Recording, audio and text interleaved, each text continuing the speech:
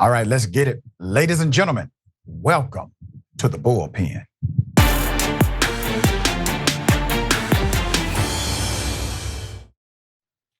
I have on the show today Mr. Armstrong Williams, broadcast owner and journalist known to be a principled voice in conservative Christian values and America's public debate.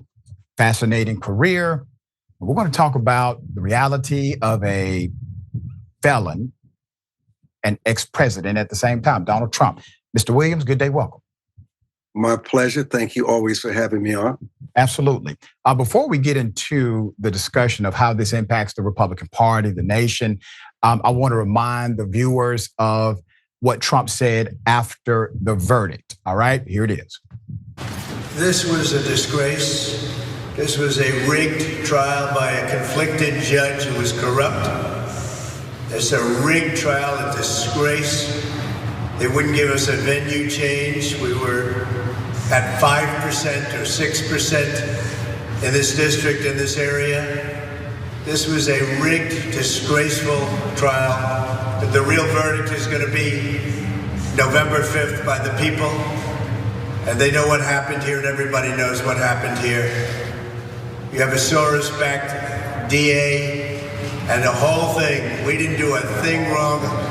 I'm a very innocent man, and it's okay. I'm fighting for our country. I'm fighting for our Constitution. Our whole country is being rigged right now. This was done by the Biden administration in order to wound or hurt an opponent, a political opponent. And I think it's just a disgrace. And we'll keep fighting. We'll fight till the end and we'll win, because our country's gone to hell. We don't have the same country anymore. We have a divided mess. Kind of repeated himself on and on. Mr. Williams, what do you think happened here? Listen, I think President Trump repeatedly, on many occasions, have attempted to interfere with law enforcement to assist himself politically. Trump's former national security advisor, John Bolton's memoir, is very conclusive that Mr. Bolton recounted that obstruction of justice was a way of life at Trump's White House. And so I just think, like so many others, time caught up with him. I don't think Mr. Trump is a victim. I don't think he's a political prisoner. And yes, he was found guilty. I think the real question is whether or not justice was served. When you say that, and I'm with you 100%, but when you say whether or not justice was served, unpack that for us. What does that mean? Well, listen, Dr. Richey, unequal justice is especially pronounced in the political world where law enforcement is controlled by partisan forces. Congress attempted to fix that problem with the Independent Counsel Act of 1978 to sort of remove partisanship from the investigations of political muck-a-mucks, is what they would call it. But the cure proved worse than the disease. Remember Independent Counsel Ken Starr, who spent limited sums of money going down rabbit holes to forestall institutions of cover-up. He spent more than $95 million investigating Clinton over sex with Monica Lewinsky, perjury and obstruction of justice, and no criminal charges were ever filed. So independent counsels were abandoned in 1999. President Nixon, I think he said it best when he complained that his Watergate wrongdoings were indistinguishable from President Johnson's multiple illegalities. I mean, the letters which included the warrantless spying on Martin Luther King Jr., lying to Congress to obtain this Gulf of Tonkin resolution, which spawned the Vietnam War. And he's also the massive vote buying in the 1948 U.S. Senate elections and the excess political influence with the Federal Communications Commission, where he wanted to make his wife, Lady Bird, a millionaire. So, but Nixon's double standard was dead on arrival because he was forced to resign under an impeachment cloud and accept a pardon from President Ford. So in politics, depending on who has the power, it's very partisan. I mean, this is an issue with Donald Trump that has been out there for 7 or 8 years, it was decided it was not worth pursuing. But obviously, Alvin Braggs decided to pursue it because we're in a partisan fight. We're in a very divisive climate. And let's not forget the Steele dossier where Hillary Clinton used the FBI to say that Trump colluded with Vladimir Putin to steal the elections. And this was proven never to be true. So this is a political kangaroo court. It depends on who has the power. And so Braggs had the power, and Trump, before a jury of his peers, he was found guilty. And there's no question in my mind that he slept with Stormy Daniels. And listen, even Michael Cohen, who's a pathological liar, but Trump hired him. He reflects Trump's character. Trump sleeping with Stormy Daniels right after his wife, Melania, gave birth, reflects his character. So Trump may feel that justice is not served, but he gave him his head on a silver platter for Alvin Braggs and other courts, because there are future cases with him, to go after him. And that's the part. That's the part, Mr. Armstrong. Nobody coerced Donald Trump to get involved in politics. We all understand the rules of engagement with significant political executive power, especially those that are of high position. And when you engage in these higher echelons of political office, there's a potential that if you come in with dirty hands, you may be held accountable for the dirty hands you come in with. And while running the campaign, he engaged in what is absolutely a crime. He concealed, made sure it was a thing of value to the campaign. He made sure it was paid off, and then he falsified the business records to say it was a legal expense. That's pretty standard. I mean, nobody is saying that's a complicated law. They're just saying, well, we can understand that he paid off a person because of this, that, and the other. But that's not it. We cannot act as if Donald Trump only went to trial for this because it's illegal. It's also because he himself is a criminal menace, and many have judged it to be. Now, normally that's not even abnormal. It's not abnormal for a DA or a police chief or an attorney general to make a proclamation against a person and say, this individual is dangerous, even though this is the first time they've been in front of them. They will cite things that are extrajudicial and not within the common order of the indictment to suggest that this individual is dangerous. They did this with people who committed financial crimes. They were charged with financial crimes. They want to get to court soon because they believe that individual is going to be a threat to others, even though there's no evidence that they're going to skip the country or anything else. They will say, because of what we believe, we think there should be an aggressive prosecution. And then lastly, dear brother, how many times have we heard prosecutors say to an 18-year-old unarmed black kid who did a stupid thing, we're gonna make an example out of this thug for breaking into this home, or for whatever it is. We're gonna make an example out of him to send a message that this will not be tolerated. Well, that's perfectly okay. But then when somebody makes even an utterance about that with Donald Trump, all of a sudden that's outside of the constitutional order of law, and it's not. But I think what you're saying, I think a deeper point is that justice is invariably imperfect. I mean, right. It is never perfect equal. Law enforcement resources are limited.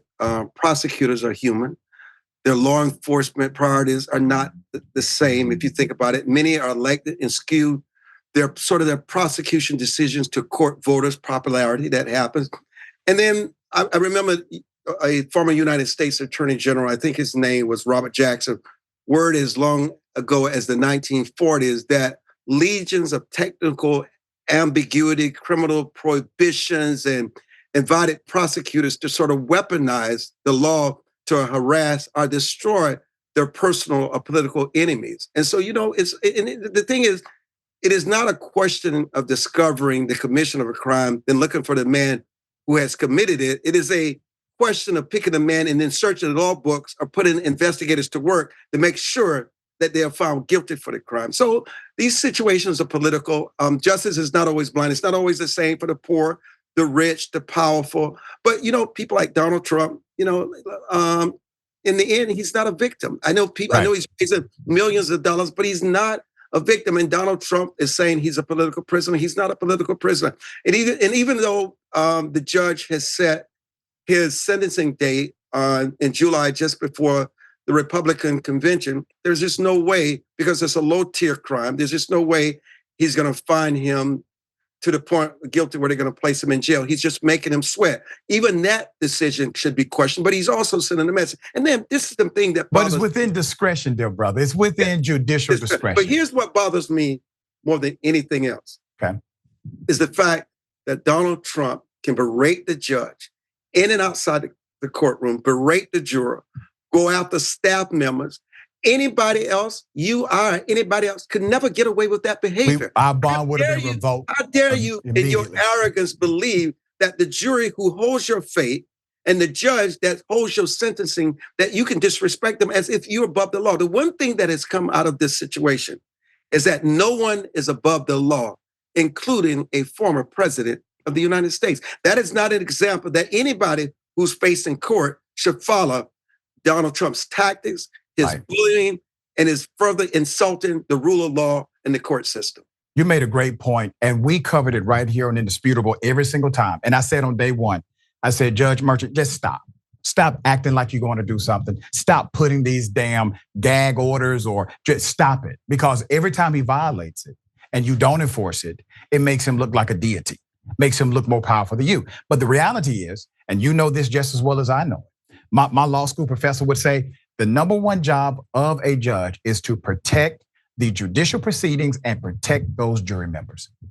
Donald Trump played games not only with the proceeding itself, but also with witnesses involved and the jury involved. And that judge has this amazing leverage called contempt in order to protect that paradigm. And he did not, because we would have absolutely had our bonds revoked, went to jail because of the violation of the judicial proceedings. So in a sense, dear brother, Trump has proven that he is somewhat above the law, even if he is not totally above the law.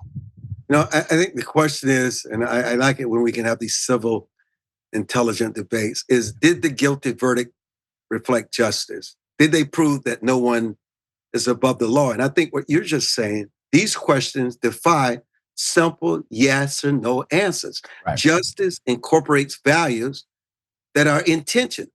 And in tension with the equal justice goal is the idea that the criminal should not escape punishment because others equally or more culpable have avoided punishment.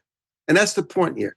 Trump was not an example of the best example of how you behave in the courtroom if you want the court or the jury to be fair or show any kind of mercy. And the fact that they turned the verdict around so quickly, it's not a reflection on the judge, because the judge gave them explicit instructions. They may want to blame the judge and his instructions, but they had decided long ago they just did not like him. They did not believe him, and nor did he testify, nor did the defense even bring witnesses. Right, and it was no rebuttal, dear brother. No rebuttal. Michael Cohen and Stormy Daniels savaged his character, and the fact that he did not say anything did not play well with the jurors. And he could have. When he came out and said, he said the prosecutors did not call witnesses that would have helped me.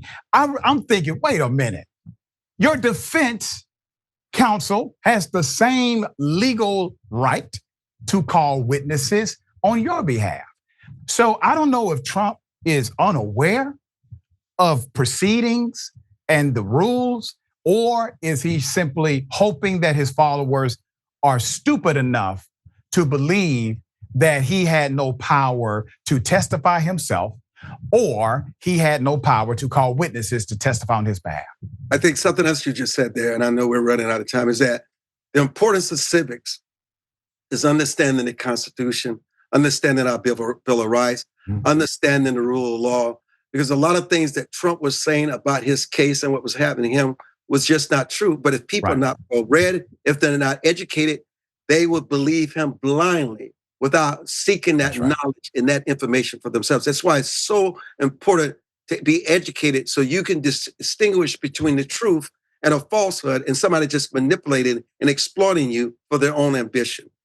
That is so true, man. I was watching Fox News after his civil conviction in New York by the AG. And on Fox News, one of the attorneys who hosts a weekend show, she said that if he doesn't come up with this bond money, he's not going to be able to appeal. No. He has the right to appeal.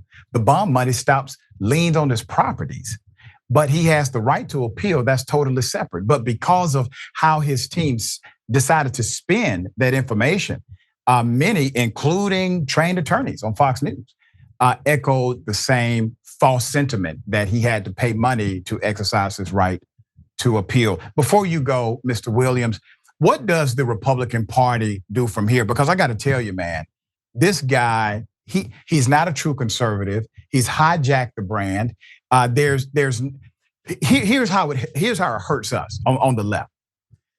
We have Democrats that get away with murder, won't do a damn thing for black people, won't do a damn thing to push the agenda, won't do a damn thing in the progressive arena at all, nothing. And then they get to say at the end of that, who are you gonna vote for, me or Trump? Me or this guy, right? And they have a compelling argument at the end of that chaos because the other side is so damn extreme, kissing Trump's ass, that we can't find a discernible policy that we can at least utilize as leverage to make it a more competitive partisan play. Here's what we have to wrap ourselves around, Dr. Richey, is that nothing is normal anymore. Yeah. Nothing makes sense.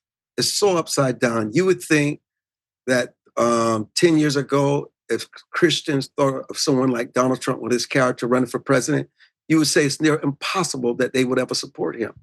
The issue now is Joe Biden released a statement saying that Trump is a threat to democracy. There are many Americans that believe that Biden is a threat to democracy. And so the real jurors will be on November 5th when they decide whether they want a declining president in cognitive skills or do they want a convicted felon. And whether you want to believe it or not, given people thinking about their pocketbooks and not about morality, not about character, and they feel their way of life has been decimated, there's a possibility that Donald Trump, even with these convictions, could be elected president of the United States again as a convicted felon. It's very possible. Definitely a possibility. I argue and hope it's not a probability based on the polling data. Biden is only going to get a 2-point bump. A 2-point bump, perhaps. That says a lot. That says a whole lot. Yeah, all right. Brother, thank you for always being an honest conversationalist when we have these opportunities, man. We appreciate you every time. Thank you for having me. Thank you for being here.